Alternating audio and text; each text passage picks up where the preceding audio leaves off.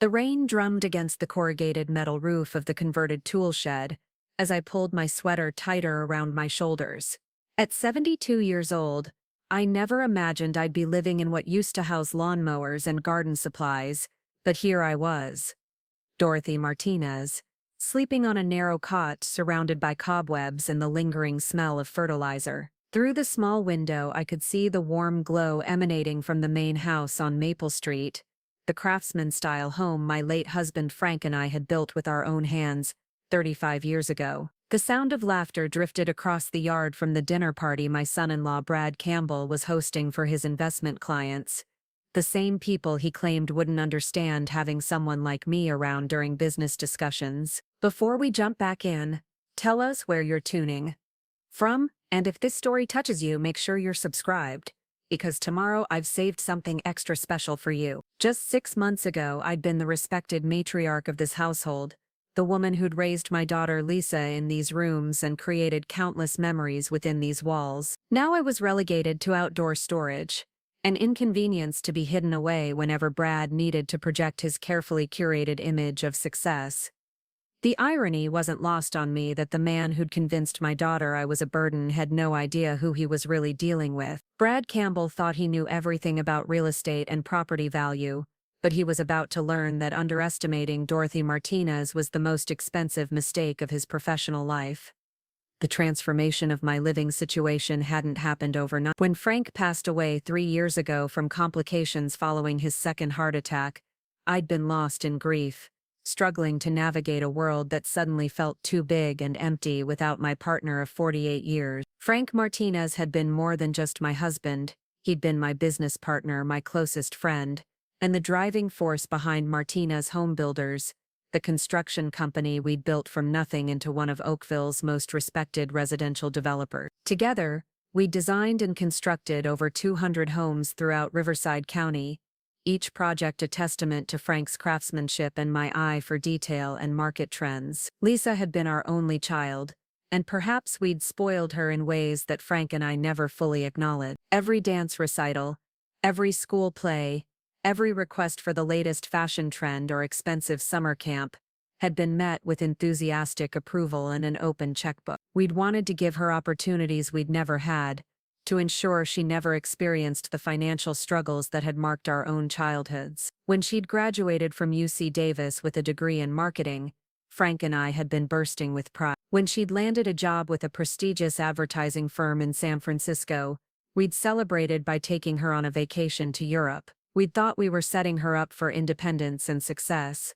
Brad Campbell had entered our lives during Lisa's second year in San Francisco. She'd met him at a networking event for young professionals, and from her breathless phone calls describing this charming investment advisor with his own growing firm, Frank and I knew our daughter was smitten. Brad was undeniably handsome in that polished, conventional way that suggested expensive grooming and careful attention to appearance. His dark hair was always perfectly styled, his suits impeccably tailored, and his smile practiced enough to put clients at ease while never quite reaching his calculating blue eyes. He drove a black Mercedes sedan that he kept spotless, lived in a modern downtown loft that screamed success, and spoke about market trends and investment strategies with the kind of confidence that impressed people who didn't know enough to ask the right question. The first time Lisa brought Brad home to meet us, I'd felt a nagging unease that I couldn't quite articulate.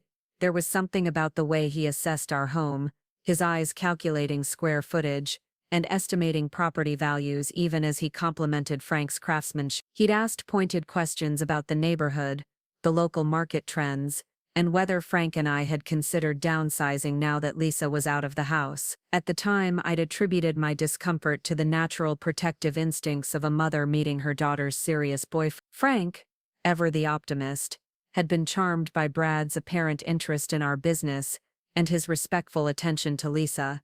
The courtship had moved quickly, perhaps more quickly than Frank and I would have preferred. Within 6 months, Brad was talking about marriage, about the future he envisioned with Lisa, about the importance of family and financial security. He'd proposed during a weekend trip to Napa Valley, presenting Lisa with a diamond ring that must have cost more than most people's car. The engagement party had been lavish, held at an upscale restaurant in San Francisco with dozens of Brad's colleagues and clients in attendance. Frank and I had felt somewhat out of place among the investment bankers and real estate developers, but we'd been happy to see Lisa so radiant and excited about her future. Planning the wedding had been an exercise in diplomacy and compromise. Brad's parents, Richard and Patricia Campbell, had very specific ideas about what constituted an appropriate celebration for their son. Richard owned a successful import business, and Patricia had never worked outside the home, dedicating herself instead to charity committees and social clubs that reinforced their family's position in Oakville's upper-middle-class hierarchy. They'd suggested venues that cost more than Frank and I had spent on our first house, florists, whose minimum orders exceeded what we'd typically spent on Lisa's entire birthday celebration, and catering menus that featured ingredients I couldn't pronounce. Frank and I had wanted to contribute meaningfully to the wedding expenses, but every suggestion we'd made had been gently but firmly redirected towards something more expensive and elaborate. When I'd mentioned that my sister's daughter had used a lovely local photographer who'd done beautiful work for a fraction of the cost of Brad's preferred choice, Patricia had smiled tightly and explained that they'd already committed to someone whose portfolio was more aligned with their vision. When Frank had offered to handle some of the construction work needed to prepare their preferred venue, Richard had thanked him but explained that they'd hired professionals who specialized in event preparation. The wedding itself had been beautiful, I had to admit. Lisa had looked stunning in a designer gown that cost more than some people's annual salaries. The flowers had been abundant and perfectly arranged, and the reception had been held at the Oakville Country Club with a view of the rolling hills that surrounded our community. Brad's groomsmen had all been colleagues from his investment firm, young men in expensive suits, who spoke in the same measured tones about market opportunities and portfolio diversification. Lisa's bridesmaids had been friends from college and her San Francisco job, bright young women who seemed genuinely happy for her, but also slightly overwhelmed by the scale and formality of the celebration. During the reception, I'd watched Brad work the room with practiced ease, introducing Lisa to clients and potential business contacts, always steering conversations toward investment opportunities and market trends. Even on his wedding day, he'd been networking, building relationships that could benefit Campbell Investment Services. I'd admired his ambition while simultaneously feeling troubled by his inability to simply enjoy the moment and celebrate his new marriage without calculating its potential business advantages. The first year of Lisa and Brad's marriage had seemed happy enough from my perspective. They'd moved into a modern townhouse in one of Oakville's newer developments, a place with clean lines and contemporary fixtures that reflected Brad's taste for current trends over traditional comfort. Lisa had transferred to the local branch of her advertising firm, taking a slight reduction in salary but gaining the opportunity to be closer to family and to build a life with her new husband. Frank and I had visited regularly, bringing home-cooked meals and helping with small projects around their new place. It was during this period that Frank's health had begun to deteriorate more noticeably. The man who'd spent decades climbing ladders and lifting heavy materials was struggling with shortness of breath and fatigue that he couldn't seem to shake. His first heart attack had come as a shock to all of us, a massive coronary event that had required emergency surgery and weeks of recovery. The doctors had been cautiously optimistic about his prognosis, but they'd made it clear that his days of physical labor were over and that he'd need to make significant lifestyle changes if he wanted to see his eventual grandchildren grow up. The decision to sell Martinez Home Builders had been one of the most difficult Frank and I had ever made together. The company represented 40 years of our lives,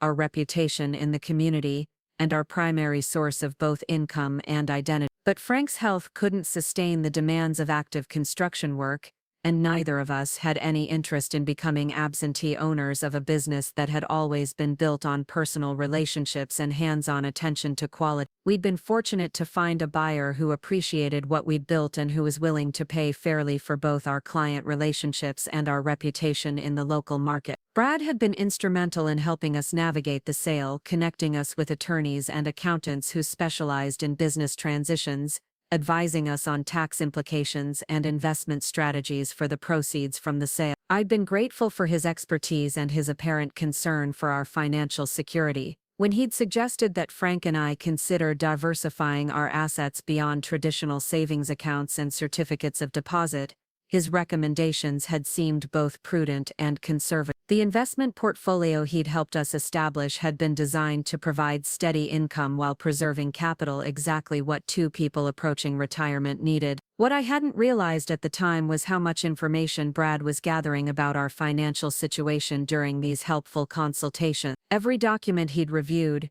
every account balance he'd seen, every investment decision he'd guided us through, had given him a comprehensive understanding of Frank's and my net worth. I'd thought we were simply being smart about securing our financial future with the help of a family member who had professional expertise. I hadn't understood that Brad was conducting what amounted to a financial audit, cataloging assets and evaluating opportunities that might benefit him down the road. Frank's second heart attack had come 18 months after the first, striking without warning on a Tuesday morning while he was working in our garden. I'd found him collapsed among the tomato plants he'd been tending, and despite the paramedics' best efforts, he'd never regained consciousness. The funeral had been a celebration of a life well lived, attended by hundreds of people whose homes Frank had built, whose families he'd helped shelter, whose lives he'd touched through his generous spirit and honest work. Lisa had been devastated by the loss of her father, and Brad had seemed genuinely supportive during those difficult weeks,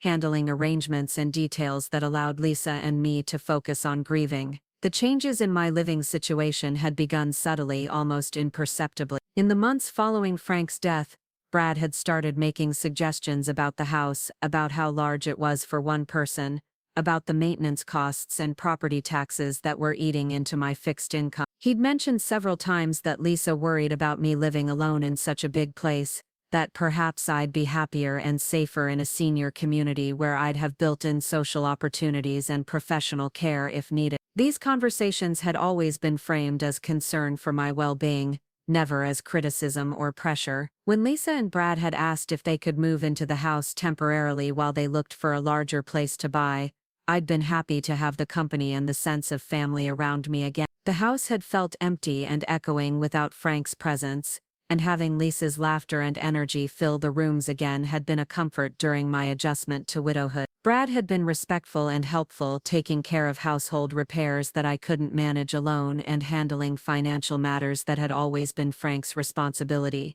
The temporary arrangement had stretched into months, then over a year. Lisa had gotten pregnant during their second month in the house, and the joy of expecting our first grandchild had overshadowed any concerns I might have had about the permanence of the living situation. When Lisa had suffered a miscarriage at 12 weeks, we'd all been heartbroken, and the idea of asking them to move out during such a difficult time had seemed cruel and inappropriate. Brad had thrown himself into work during this period, staying late at the office and traveling frequently for client meetings, leaving Lisa and me to support each other through grief and recovery. It was around this time that Brad had begun making more pointed comments about my age and capabilities. He'd started questioning my driving, suggesting that perhaps I shouldn't be on the road during evening hours or in heavy traffic. He'd expressed concern about my ability to maintain the house properly, pointing out peeling paint or minor repairs that needed attention and implying that I was letting the property deteriorate. When I'd hired contractors to address these issues,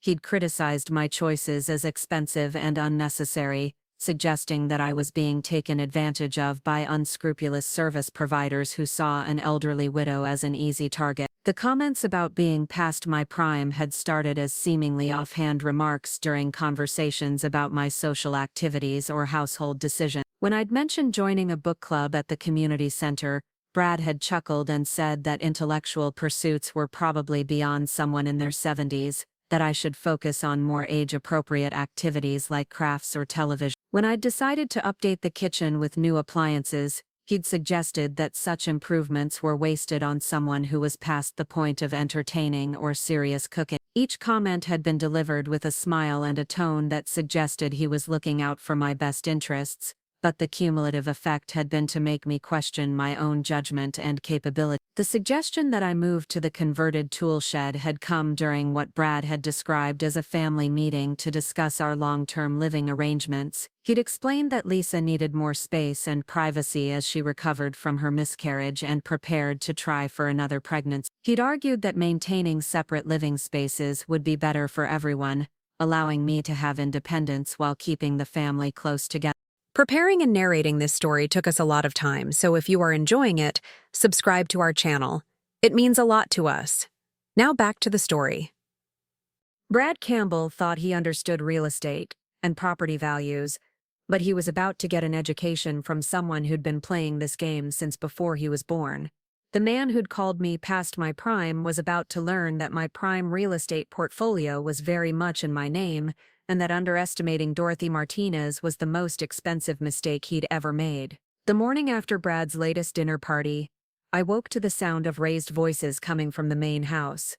Through my small window, I could see Lisa and Brad standing in the kitchen, their body language tense and confrontational. Lisa's arms were crossed defensively while Brad gestured emphatically, his face flushed with anger.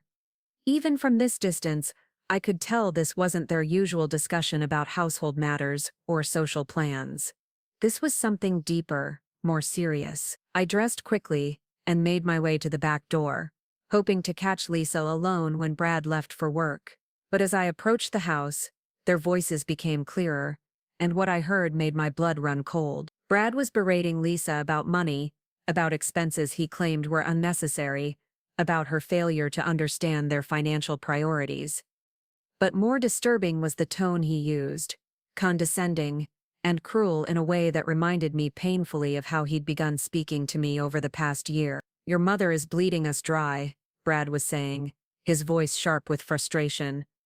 "The utilities for that shed, the food, the medical expenses when she gets sick from living in substandard conditions. We can't afford to support dead weight, Lisa. She needs to go to Peaceful Meadows before she bankrupts us completely." Peaceful Meadows was the budget senior facility on the outskirts of town, the kind of place where people were warehoused rather than cared for. I'd visited friends there over the years and had seen the understaffed conditions, the minimal activities, the general atmosphere of resignation and decline. The thought of spending my remaining years in such a place filled me with dread, but apparently Brad had already been researching options for my removal. Lisa's response was barely audible, but I caught enough to understand that she was defending me, arguing that I deserved better than to be shipped off to the cheapest available facility. Her voice wavered with emotion as she reminded Brad that this was my home, that I'd given them a place to live when they'd needed it, that treating me this way was wrong. But Brad's reply was swift and cutting. "Wake up, Lisa. This isn't her house anymore, it's ours. She signed the deed over to you 2 years ago, remember? She has no legal rights here, and frankly, no moral rights either. She's lived her life, had her time, now it's our turn, and I won't let her selfishness destroy our future." The casual cruelty of his words hit me like a physical blow. Brad wasn't just planning to remove me from my home, he'd been systematically working to make me feel unwelcome, to break down my resistance until I'd accept exile without fighting back. Every comment about my age, every suggestion that I was becoming a burden, every small humiliation had been calculated to wear down my confidence and independence. He'd been conducting a campaign of emotional warfare, and I'd been too naive or too grief-stricken to recognize. But what troubled me most was hearing him claim that I'd signed the deed over to Lisa.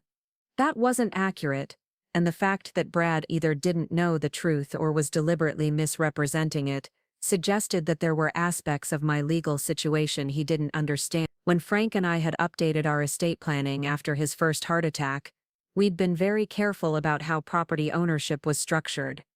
The house remained in both our names until Frank's death, at which point it had transferred to me alone. I'd never signed any documents giving ownership to Lisa or anyone else.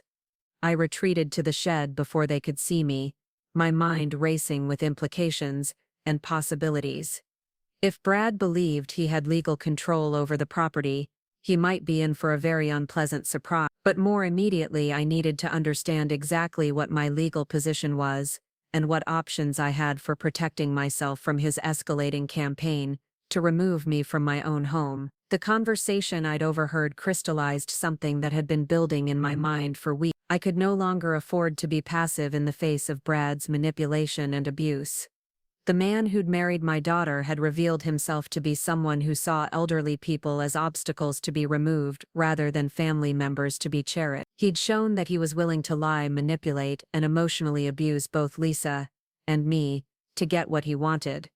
Most importantly, he demonstrated that he had no intention of treating me with basic human dignity, regardless of how much I accommodated his demand. That afternoon, while Brad was at work and Lisa was running errands, I walked to the Sunset Cafe downtown to meet with my old friend Betty Rodriguez. Betty had been Frank's and my accountant for over 20 years, and she was one of the few people who knew the full extent of our financial situation. More importantly, she was someone I trusted completely, someone who'd always given me honest advice even when it wasn't what I wanted to hear. Betty was already seated at our usual corner table when I arrived, her reading glasses perched on her nose as she reviewed what appeared to be financial documents. She looked up as I approached, and her expression immediately shifted from professional concentration to personal concern. Betty had always been perceptive about people's emotional states, and I knew my recent stress and unhappiness were probably written across my face. "Dorothy,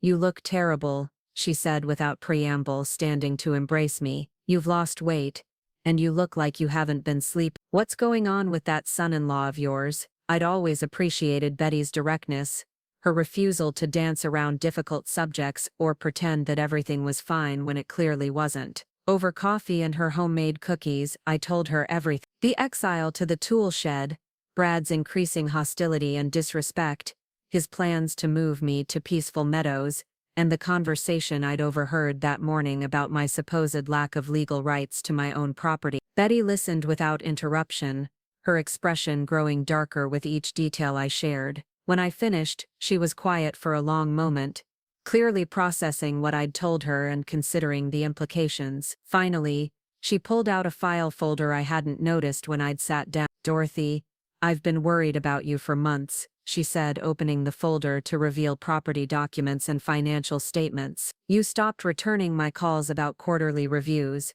and when I tried to reach you at the house, Brad always said you were busy or not feeling well. I started to suspect something was wrong when you missed our annual planning meeting in January." She spread several documents across the table and I recognized property deeds, tax statements and investment summaries that I hadn't seen in over a year. According to these papers, nothing had changed about my legal ownership of the house or my financial accounts. I was still the sole owner of the Maple Street property, still the primary beneficiary of Frank's estate, still in complete control of all our joint assets. "Has anyone asked you to sign any documents recently?" Betty asked, studying my face carefully. Any papers that Brad or Lisa claimed were routine updates or tax-related forms. I thought back over the past 2 years, trying to remember any documents I might have signed without fully understanding their purpose. There had been several occasions when Brad had presented me with papers he'd described as insurance updates or banking changes,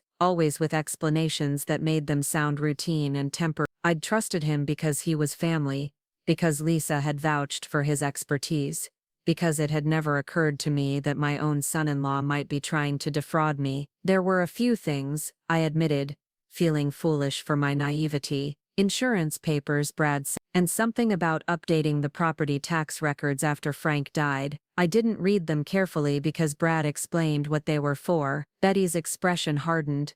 "Dorothy, I need you to be very careful about what you sign going forward. Don't put your name on anything without having me review it first, no matter what Brad claims it's for. Based on what you've told me about his behavior and his apparent belief that he has control over your property, I suspect he may have been trying to manipulate you into signing documents that could affect your legal rights." She pulled out another folder, this one containing information about Pacific Holdings and our real estate investments. "I also think it's time you reminded people exactly who Dorothy Martinez is and what you're capable of. You've been letting grief and family loyalty cloud your judgment.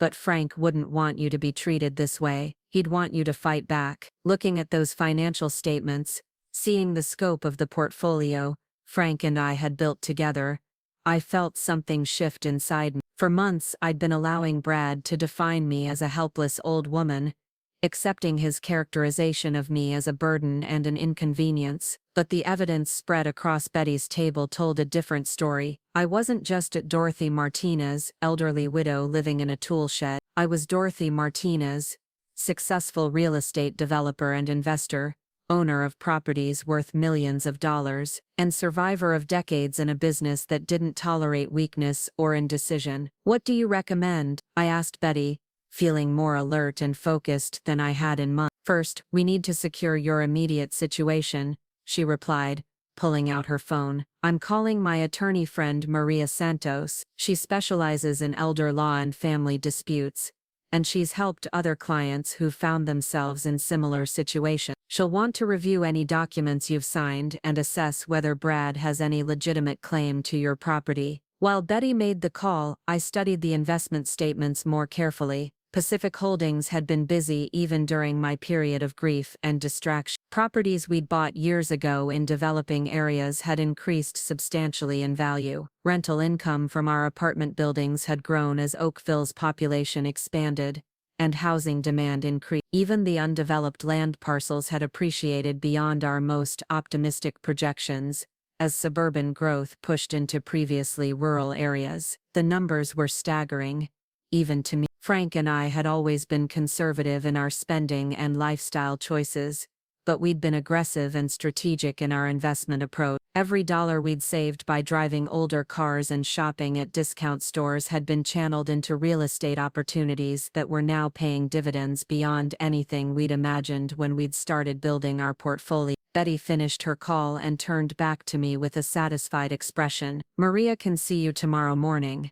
She'll review your legal situation and help you understand exactly what rights you have. But Dorothy, I want you to understand something important. Based on these financial statements, you're not just wealthy, you're very wealthy. Wealthy enough to buy and sell Brad Campbell several times over. Wealthy enough to purchase any property in Oakville that strikes your fancy. Wealthy enough to make very powerful enemies, or very valuable allies, depending on how people choose to treat you. The revelation was both thrilling and overwhelming. I'd known that Frank and I had been successful, but I'd never fully grasped the magnitude of what we'd built together. The modest lifestyle we'd maintained had been so ingrained in our daily routine that I'd lost sight of our actual financial position. We'd been millionaires living like middle-class retirees, accumulating wealth while maintaining the habits and perspectives that had helped us build that wealth in the first place. There's something else, Betty continued, lowering her voice even though we were alone in our corner of the cafe. I've been hearing rumors about Brad's investment firm, nothing concrete, but whispers about client complaints and some questions about his methods. If he's treating you this badly, if he's willing to manipulate and lie to his own family, I have to wonder what he might be doing to his client. The suggestion sent a chill through me. If Brad was capable of emotionally abusing his mother-in-law and systematically undermining her confidence and independence, what might he be willing to do to clients who trusted him with their life savings? The thought of elderly investors being manipulated and defrauded by someone I'd welcomed into my family made me physically ill. What kind of rumors? I asked, though I wasn't sure I wanted to know the answer. Promises of unusually high returns, clients who've had difficulty withdrawing their funds, some questions about whether the investments he's recommending actually exist.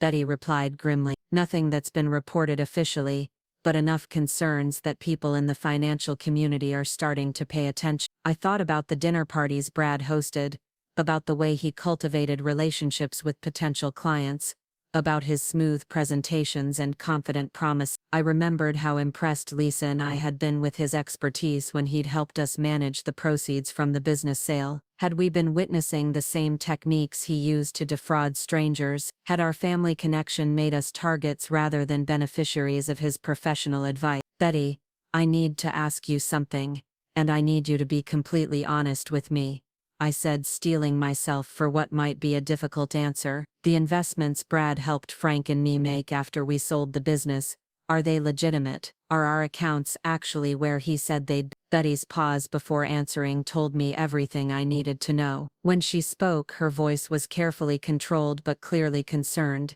I've been trying to get current statements from those accounts for months, Dorothy. Brad's firm keeps saying there are delays in reporting, that the investments are in transition, that they'll have complete information soon, but they never seem to have the actual numbers. The implications hit me like a physical blow. Not only had Brad been systematically abusing and manipulating me, but he'd potentially been stealing from Frank and me as well. The money we'd entrusted to him for investment, funds that were supposed to provide security and income during my retirement, might not exist at all. The man who'd convinced my daughter to marry him, who'd moved into my home and gradually taken control of my daily life, might be a common criminal who'd targeted our family specifically because of our wealth and vulnerability. "How much money are we talking about?" I asked, though I was afraid to hear the answer. "Based on what you and Frank told me when you made the initial investments, approximately $2.8 million, Betty replied quietly. When I started investigating, I discovered that several properties had been purchased by shell companies connected to Campbell Investment Services. Bob spread out property records and financial documents that painted a disturbing picture of Brad's business practices. He'd been using client funds to purchase real estate that was then held in corporate entities he controlled, effectively stealing his clients' money while making it appear that their investments were being managed professionally. The properties were often overvalued or in declining areas. Investments that no legitimate financial advisor would recommend to clients seeking secure returns. "This is a classic Ponzi scheme structure," Bob explained, pointing to transaction records that showed money flowing between various accounts and entities. "Brad uses new client funds to pay returns to existing clients while siphoning off money for his own use through these property purchases. As long as he keeps attracting new investors, he can maintain the illusion that everyone's money is growing safely." The documentation Bob had assembled was extensive and damaging, evidence that Brad had been systematically defrauding clients for several years. The scope of his crimes went far beyond the personal abuse he'd inflicted on me. He'd been stealing from dozens of elderly investors who'd trusted him with their retirement savings and life insurance proceeds. "Bob, this is incredible work, but how did you discover all this?" I asked, amazed by the depth of his investigation. "Frank asked me to keep an eye on Brad's business practices after that first heart attack," Bob replied grimly. "He didn't trust him, said something about the way Brad asked too many questions about our finances and seemed more interested in our assets than our family relationship. Frank was planning to investigate further, but then his health deteriorated, and he asked me to continue monitoring the situation after he was gone. So Frank had suspected Brad's criminal intentions even before his death. My husband's protective instincts had been working to safeguard me even when he was too sick to take direct action. The thought that Frank had been worried about my safety and had taken steps to ensure I'd have help when I needed it brought tears to my eyes. "There's more," Bob continued, pulling out another folder. "I've been in contact with several of Brad's former clients who've had trouble accessing their accounts or receiving promised return. They're scared to come forward because they don't want to lose what little money they might still have, but they're willing to cooperate if someone takes the lead in pursuing legal action." The revelation that other victims were ready to seek justice was both encouraging and sobering. It meant that Brad's crimes were even more extensive than I'd realized, but it also meant that a coordinated effort might be able to stop him and recover at least some of the stolen funds. "What do you recommend?" I asked Bob, trusting his judgment as much as I'd trusted Frank's during our years of partnership. "We take everything we've discovered to the authorities and let them handle the criminal investigation," Bob replied. "But first we make sure you're safe and secure. Dorothy, you need to get out of that tool shed tonight. You need to reclaim your house and your dignity before we start a war with Brad Campbell." Bob's recommendation echoed Maria Santos's advice, and I realized that both of them were right. I couldn't fight effectively for justice and protection for other victims while I was still accepting abuse and degradation in my own home. Reclaiming my rightful place wasn't just about personal comfort. It was about establishing my credibility and authority for the larger battle ahead. "I want to do more than just reclaim the house," I told Bob, feeling a surge of determination that reminded me of the early days of Martinez Homebuilders, when Frank and I had been willing to take calculated risks to build something meaningful. "I want to send Brad a message that he's made a serious mistake in targeting our family." Bob's eyes lit up with interest. "What did you have in mind?" I thought about the Pine Valley property that Frank and I had kept secret for so many years, about the financial resources that Brad didn't know existed, about the network of business relationships and community connections that could be mobilized if necessary. Brad had been operating under the assumption that I was a helpless old woman with limited options and resources. It was time to correct that misconception in a way he'd never forget. "How would you feel about helping me purchase some real estate?" I asked Bob, smiling for the first time in months. Something that might send a message about who really understands property values in this town. Bob's answering grin told me that he understood exactly what I was suggesting. "Dorothy, I think Frank would be very proud of what you're planning. What property did you have in mind?" I pulled out the business card Maria Santos had given me, on the back of which I'd written some notes during our meeting. "I want to buy the building that houses Campbell Investment Services. I want to become Brad's landlord, and then I want to evict him for conducting illegal activities on the premises." The plan was audacious and aggressive, exactly the kind of strategic move that Frank and I had used to outmaneuver competitors during our years in business. Brad had spent months trying to convince everyone that I was too old and incompetent to manage my own affairs. The time had come to demonstrate exactly how competent Dorothy Martinez could be when she set her mind to achieving a specific goal. Bob was already reaching for his phone, ready to start making the calls that would put our plan into motion. "This is going to be expensive, Dorothy. Are you sure you want to spend that kind of money just to make a point?" I thought about the monthly income from our rental properties, about the appreciation in our land holdings, about the financial security that Frank and I had built through decades of careful planning and strategic investment. Then I thought about the other elderly victims of Brad's schemes, about the life savings he'd stolen, about the trust he'd betrayed for his own selfish gain. "Bob, this isn't just about making a point," I replied, feeling more focused and determined than I had since Frank's death. "This is about stopping a criminal who's been preying on vulnerable people while hiding behind a facade of respectability. If spending some money to expose him and protect his future victims is what it takes, then it's the best investment I'll ever make." As Bob began making calls to real estate agents and property managers, I sat back in my chair and allowed myself to envision the look on Brad's face when he realized that his elderly mother-in-law had just become his business landlord. The man who'd called me past my prime was about to learn that my prime real estate portfolio gave me power he'd never imagined, and that Dorothy Martinez was far from finished making moves in the game he thought he was winning. The Riverside Commercial Plaza had been one of Oakville's premier business addresses for over a decade, its sleek glass facade and manicured landscaping projecting exactly the kind of modern sophistication that companies like Campbell Investment Services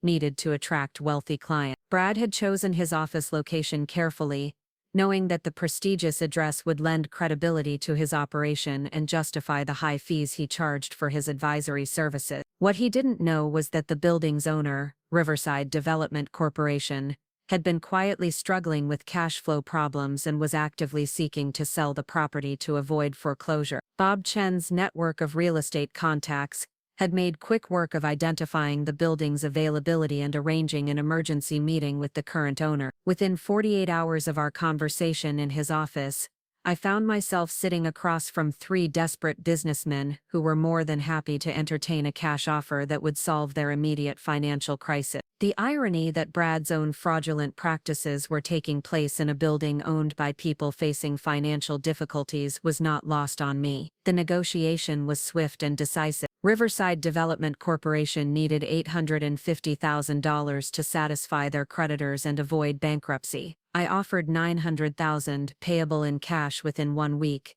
in exchange for immediate transfer of ownership and the right to review all existing lease agreements. The extra $50,000 was a strategic investment that ensured the sellers would be motivated to expedite the process and provide complete cooperation with any changes I wanted to make to tenant arrangements. "Miss Martinez," said James Walsh, the lead representative for Riverside Development, as we reviewed the purchase agreement Bob's attorney had drafted, "this is an extremely generous offer and we're prepared to accept immediately. However, I should mention that one of our tenants, Campbell Investment Services, has been somewhat difficult about rental payments and lease compliance.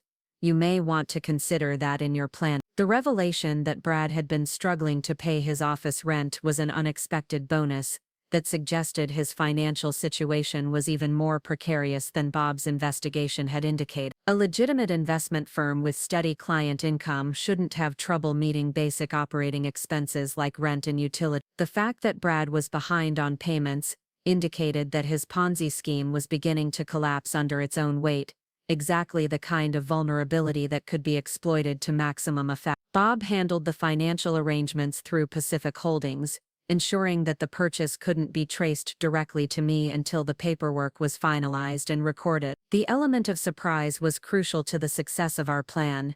If Brad discovered that his mother-in-law was buying his building before we were ready to confront him, he might have time to destroy evidence or transfer assets beyond our reach. While the property purchase was being finalized, I spent my time documenting every aspect of my current living situation and gathering evidence of Brad's systematic abuse and manipulation. Maria Santos had been specific about the kind of documentation that would be most useful in legal proceedings, and I was determined to build an irrefutable case that would protect both me and his other victims. The photographs I took of the tool shed were shocking even to me. The cramped space, inadequate heating, minimal bathroom facilities, and general squalor were clearly unsuitable for human habitation, especially for someone of my age. The contrast with the comfort and elegance of the main house, visible through my small window, provided stark visual evidence of the deliberate degradation Brad had imposed on me. No reasonable person could look at these images and conclude that my living arrangements were anything other than abusive. I also began reaching out to neighbors and community members who could testify to my competency and independence. Dorothy Martinez had been a respected figure in Oakville for decades, known for her business acumen, community involvement, and generous support of local charity. The idea that I needed to be managed or controlled by my son-in-law was absurd to anyone who'd known me during my years of running Martinez Home Builders, and I was confident that their testimony would demolish any claims Brad might make about my diminished capacity. The most difficult part of my preparation was confronting the evidence of Brad's theft from our investment account. Betty Rodriguez had been working with forensic accountants to trace the movement of funds from our original investments through the complex web of accounts and shell companies Brad had established. The picture that emerged was devastating. Our $8 million had been almost entirely diverted into fraudulent real estate purchases and personal expenses that had funded Brad's lifestyle and business operation. "Dorothy, I'm sorry to tell you this, but it's worse than we initially thought," Betty explained during one of our evening meetings at the cafe. "Brad didn't just steal your money, he used it as collateral for additional loans that funded his other fraudulent activity. If his operation collapses completely, you'll be competing with other creditors for recovery of whatever assets remain." The financial loss was staggering, but what hurt more was the realization of how thoroughly Brad had betrayed Frank's trust during his final months of life. My husband had been genuinely grateful for Brad's help with our financial planning, believing that he was ensuring my security and comfort after his death. Instead, Brad had been systematically looting our accounts while Frank was too sick to monitor the transactions carefully. But Betty's investigation had also uncovered something that Brad didn't know about: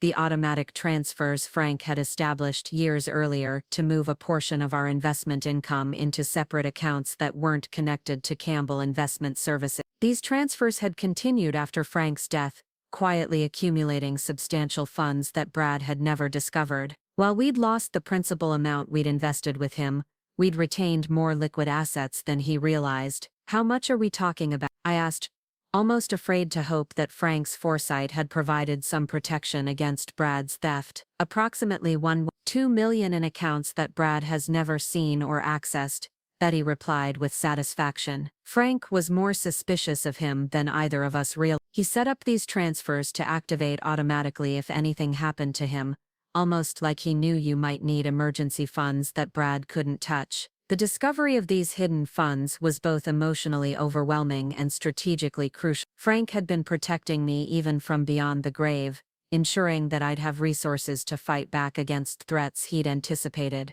but hadn't lived to confront directly. The money meant that I could pursue aggressive legal action without worrying about the cost, and that I could afford to make the kind of strategic investments that would maximize Brad's discomfort and exposure. 3 days after our initial meeting at the Riverside Commercial Plaza, I received the call I'd been waiting for. Bob Chen's voice was triumphant as he delivered the news that the property purchase had been completed, and that Pacific Holdings was now the official owner of Brad's office building. "Dorothy, we own him," Bob announced gleefully.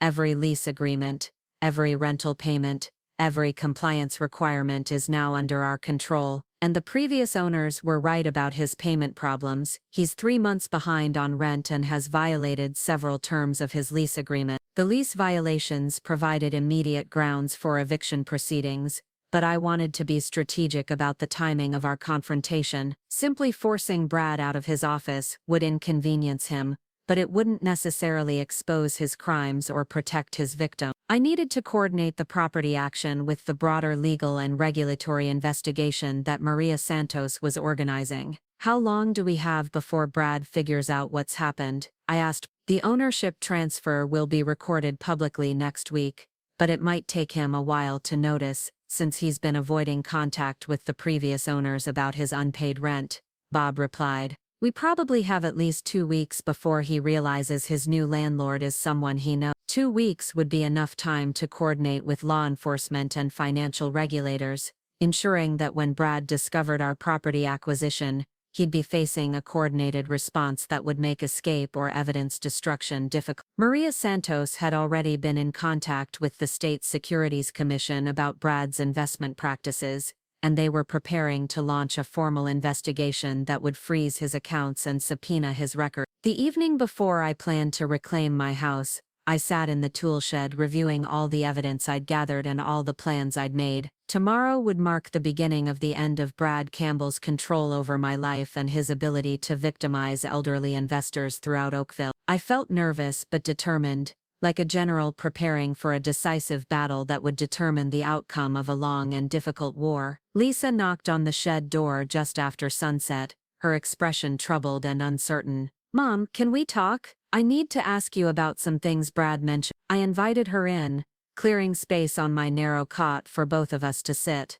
Lisa looked around the cramped space with obvious discomfort, perhaps seeing it clearly for the first time since I'd been exiled here months earlier. Her expression suggested that she was beginning to question decisions she'd previously accepted without much thought. Mom, Brad says you've been acting strangely lately, that you've been making financial decisions without consulting him.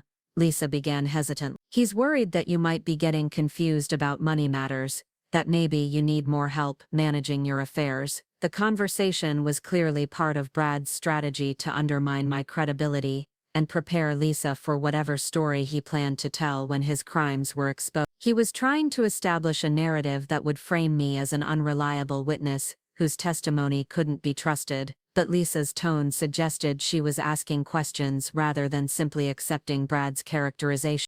What kind of financial decisions is he talking about? I asked carefully, wanting to understand how much Brad knew about my recent activities. If this one hit the mark, you won't want to pass these up. Just click and check them out.